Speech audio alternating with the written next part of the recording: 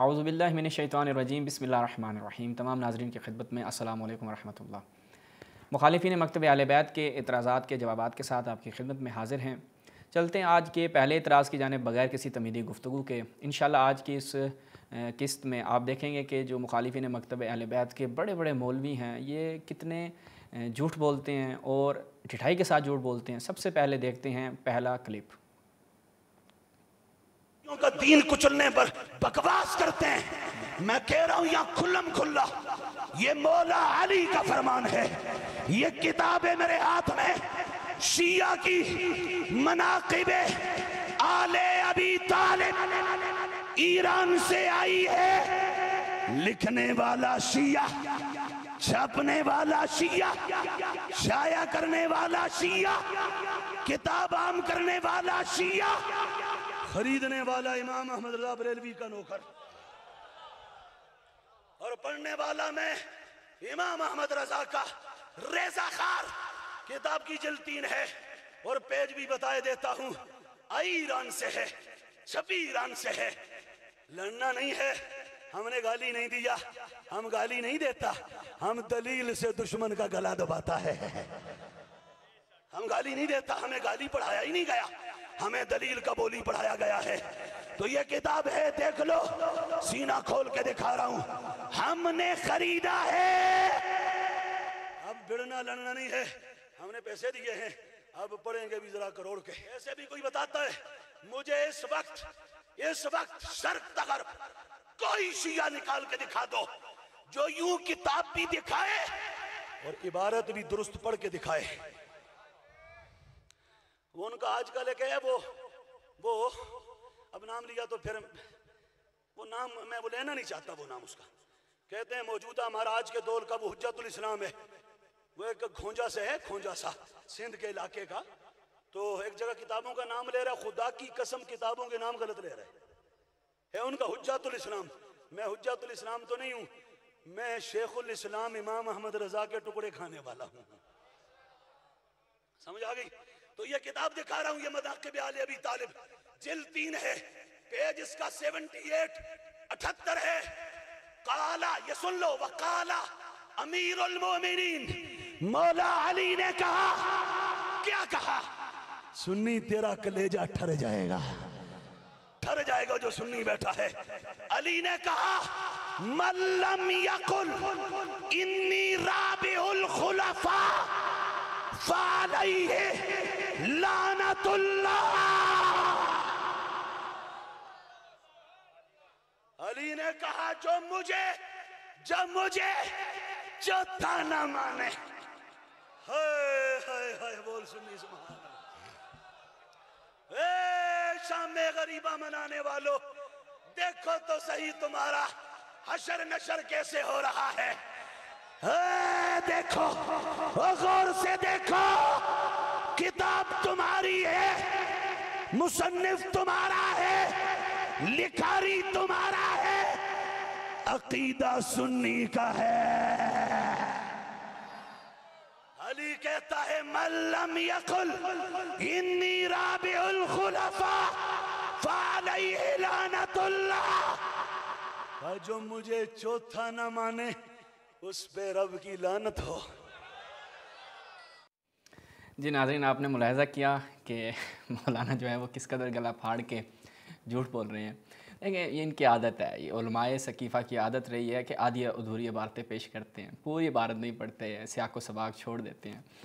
معذرت کے ساتھ تمام برادران اہل سنت، ہم اپنے شیعوں سے کہیں گے دیکھیں اپنے سنی بھائیوں سے نا ان معاملات میں بڑے اچھے سے پیش آیا کریں۔ دیکھیں وہ مستضعفین میں سے ہیں، یعنی جن کے مکتب کے علماء کی یہ حالت ہو، یعنی جن کے مکتب کے وہ علماء کے جو مدرسوں میں اس قدر انہوں نے پڑھا، پتہ نہیں پڑھا یا جو بھی کیا انہوں نے وہاں پہ جو کرتے ہیں، آپ مدارس کے ان کے حالات دیکھتے رہتے ہیں، بہتر جانتے ہیں، سوشل میڈیا پہ آپ لوگ موجود ہیں، انہوں نے کیا پڑھا ہوگا۔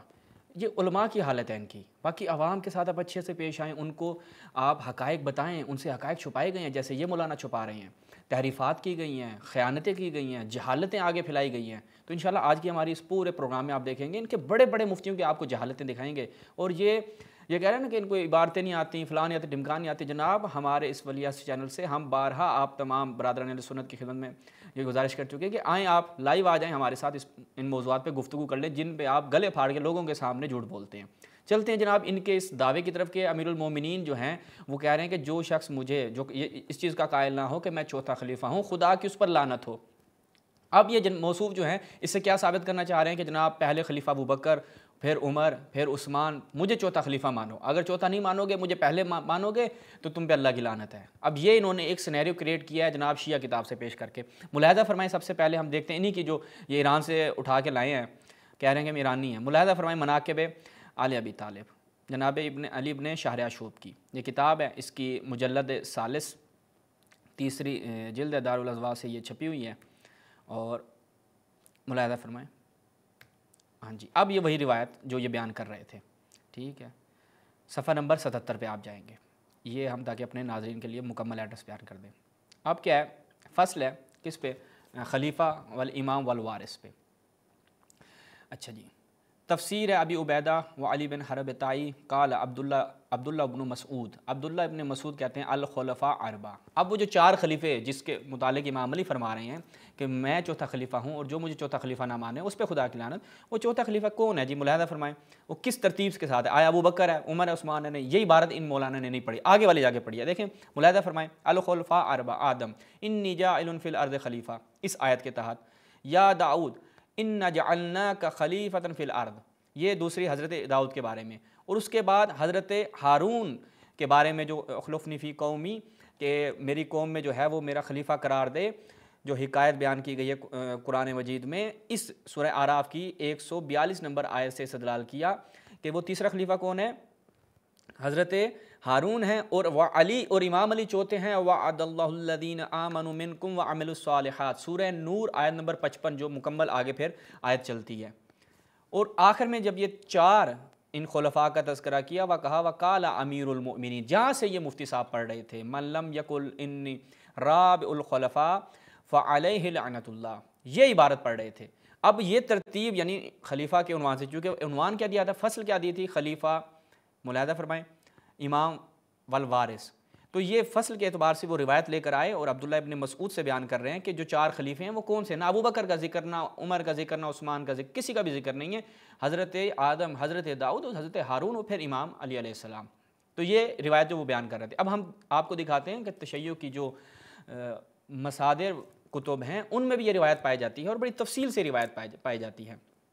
ملاحظہ فرمائیں، میں اپنے ناظرین کے لیے بیان کروں تاکہ یہ روایت بہت کھل کے اور بڑے تفصیل کے ساتھ جو جس کتاب میں آئی ہے وہاں سے میں آپ کی خدمت میں پیش کرتا ہوں۔ عیون اخبار رضا، یہ شیخ صدوق الاہرامہ کی کتاب ہے، اور ملاحظہ فرمائیں اس میں کیا ہے، آپ جائیں گے اس میں، اس کی یہ دوسری جلد ہے، دوسری جلد میں 30 نمبر باب ہے، ٹھیک ہے، دوسری جلد میں 30 نمبر باب کی 23 نمبر حدیث ہے، ٹھیک ہے، اگر آپ اس کو ڈھونڈنا بھی چاہیں تو آرام سے ڈھونڈ سکتے ہیں۔ روایت کیا ہے جی؟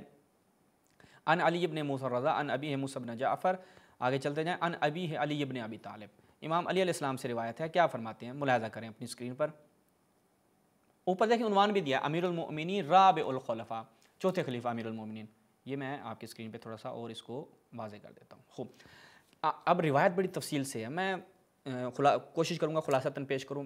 قال بینما انا امشی مع النبی فی بعض طرقات المدینہ اذ لقینا شیخ طویل قص اللحیہ بعید ما بین المنکبین فسلم علی النبی ورحب به ثم التفت علی فقال السلام علیک یا رابع الخلفاء، السلام علیک یا رابع الخلفاء ورحمۃ اللہ وبرکاتہ۔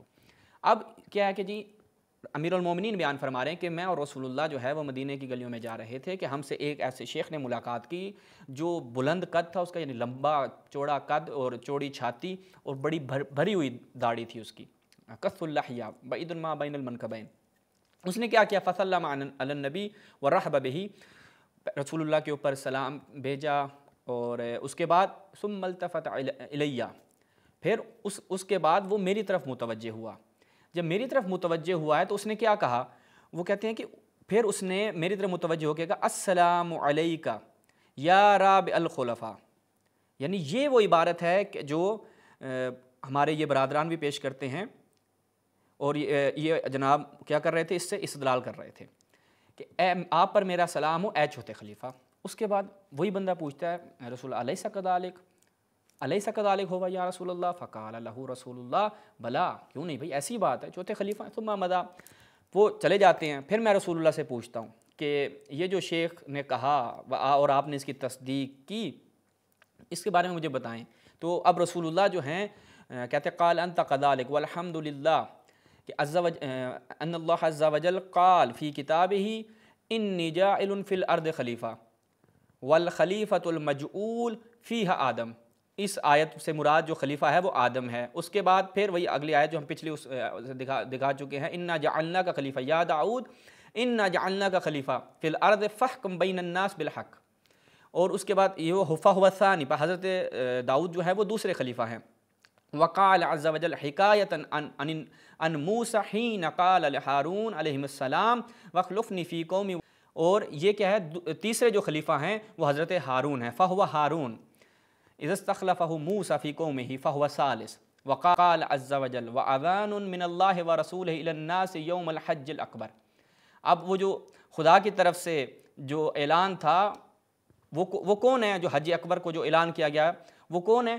کہا کہ فَكُنْتَ أَنْتَ الْمُبَلِّغُ عَنِ اللَّهِ وَعَنْ رَسُولِهِ وَأَنْتَ وَسِيِّي وَوَزِيرِي وَقَائِدِ وَالْمُعَدِّ عَنِّي وَأَنْتَ مِنِّي بِمَنْزِلَةِ هَارُونَ مِن مُوسَىٰ إِلَّا أَنَّهُ لَا نَبِيَّ بَعْدِي فَأَنْتَ رَابِعُ الْخُلَفَاءِ۔ یہ پوری آیت کہ اس آیت کے ذیل میں رسول اللہ نے جو اس کی تفسیر بیان کی، وہ چوتھا خلیفہ کون ہے؟ تم ہو علی، حضرت آدم، داؤد، حضرت ہارون، اور پھر امیر المؤمنین کما سلم علیک الشیخ، ٹھیک ہے۔ اور اس کے بعد پھر آگے روایت ہے کہ کیا تم جانتے ہو وہ کون تھے؟ قلت اللہ، میں نے کہا میں نہیں جانتا۔ قال ذاک اخوک الخضر فعلم، یہ تیرا بھائی جو ہے وہ خضر تھا۔ تو یہ ناظرین تفصیلی روایت ہے کہ جو یہ علماء ڈنڈی مار کے نہیں بتاتے، کہیں پر بھی ابو بکر ہو، عمر ہو، عثمان ہو، فلان ہو کا ذکر ہے، خیر کہہ لیں جو بھی کہہ لیں آپ، نہیں ہیں۔